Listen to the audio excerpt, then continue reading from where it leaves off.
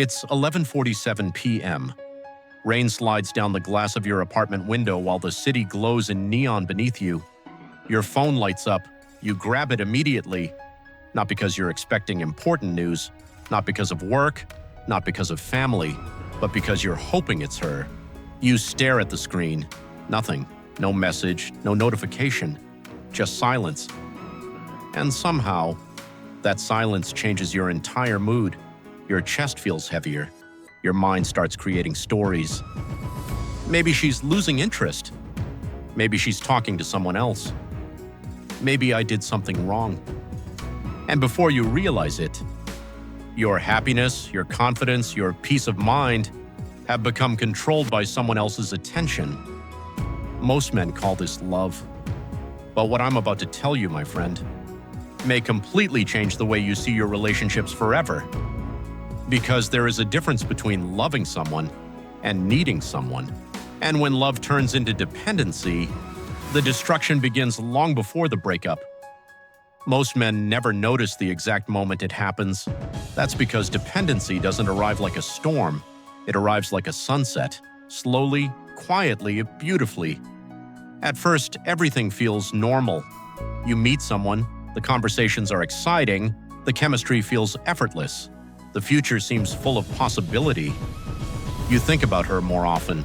You text more often. You spend more time together. Nothing seems wrong. In fact, it feels amazing. But somewhere beneath the surface, something starts changing. Your world begins shrinking, not physically, psychologically. The gym becomes less important. Your hobbies become less important. Your mission becomes less important.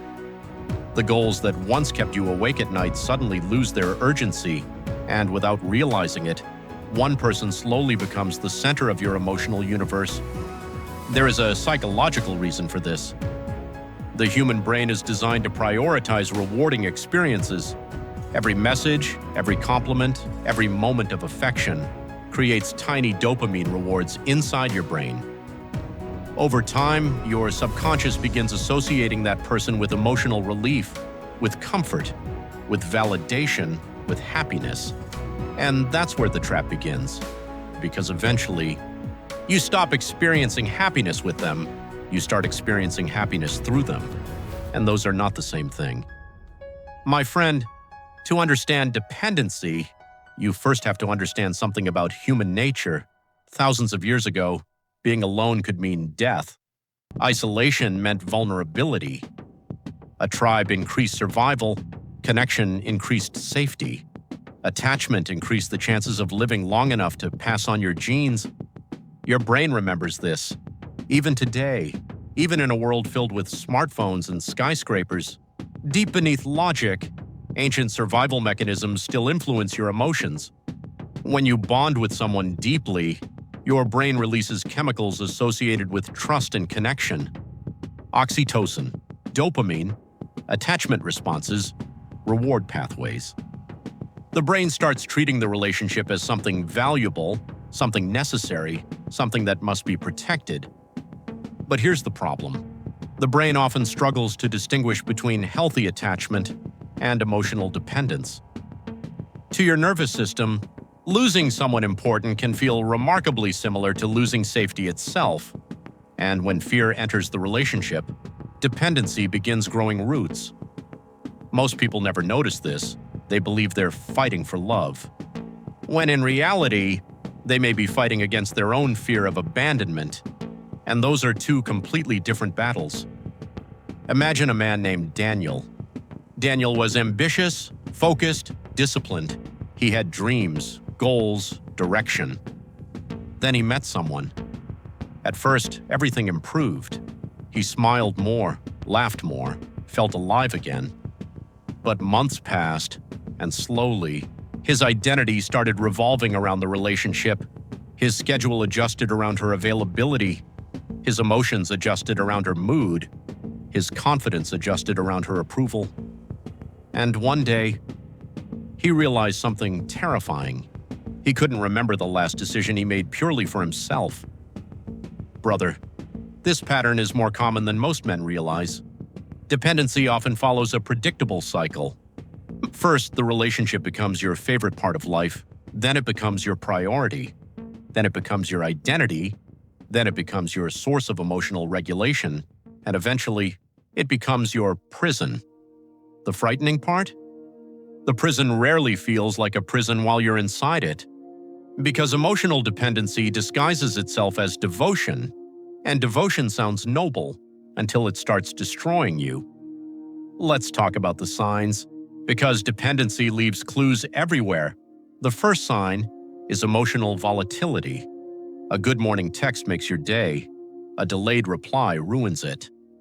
The second sign is constant reassurance seeking.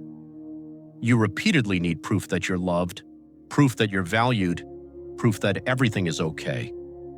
The third sign is self-abandonment. You stop investing in yourself. You stop building your future. You stop growing. The fourth sign is fear. Not fear of losing the relationship, fear of losing yourself without it. And perhaps the most dangerous sign of all is tolerating behavior you would never accept from anyone else. Disrespect, mixed signals, broken boundaries, inconsistency. Because dependency changes the rules. It convinces you that keeping someone is more important than respecting yourself. And every time that happens, a small piece of your identity disappears. There is something modern culture rarely talks about. We're constantly taught that finding the right person will complete us. Movies tell us this. Songs tell us this. Social media tells us this. The message is everywhere. Find your missing half. Find the one. Find the person who makes you whole. But what if that belief is creating the very suffering we're trying to avoid? Because a complete person doesn't need completion. A complete person seeks connection. There's a difference. Most modern narratives confuse dependency with romance. Obsession becomes passion. Neediness becomes devotion. Emotional addiction becomes love.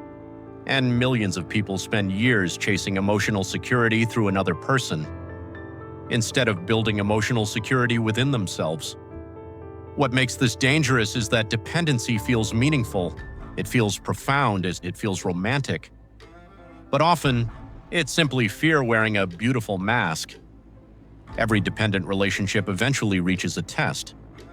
Maybe she becomes distant, maybe life gets complicated, maybe priorities change, maybe the relationship ends. Whatever the reason, the illusion begins cracking, and suddenly, the emotional structure you've built around another person starts collapsing.